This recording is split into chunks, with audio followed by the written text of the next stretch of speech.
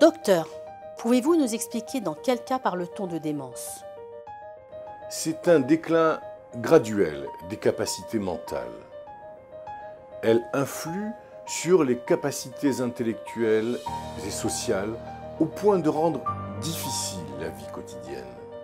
La démence peut modifier la mémoire ainsi que le jugement, mais également entraîner un état de désorientation et transformer la personnalité. La maladie d'Alzheimer est la forme la plus courante de démence.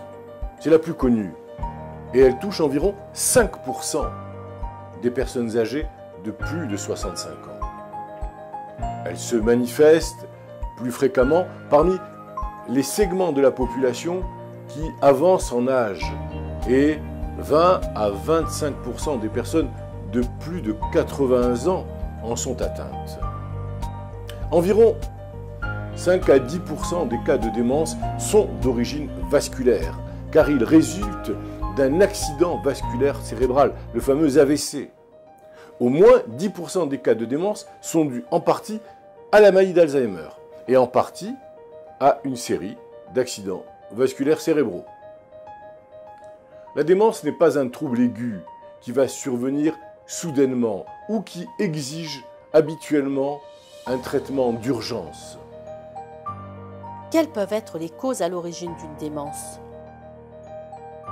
La démence peut être provoquée par un certain nombre de facteurs.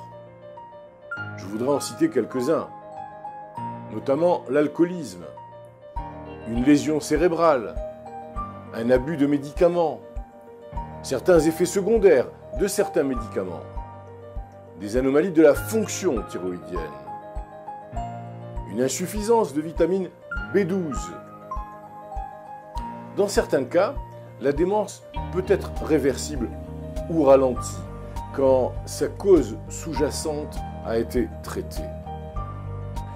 L'avancement en âge et les antécédents familiaux de démence sont des facteurs de risque auxquels s'ajoute ce que je voudrais vous citer maintenant.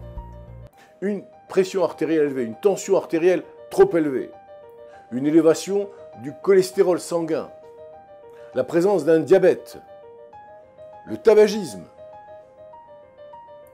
Malheureusement, lorsque la démence est due à des troubles comme la maladie d'Alzheimer, une lésion cérébrale ou une altération des vaisseaux sanguins, les modifications qui s'en suivent sont irréversibles.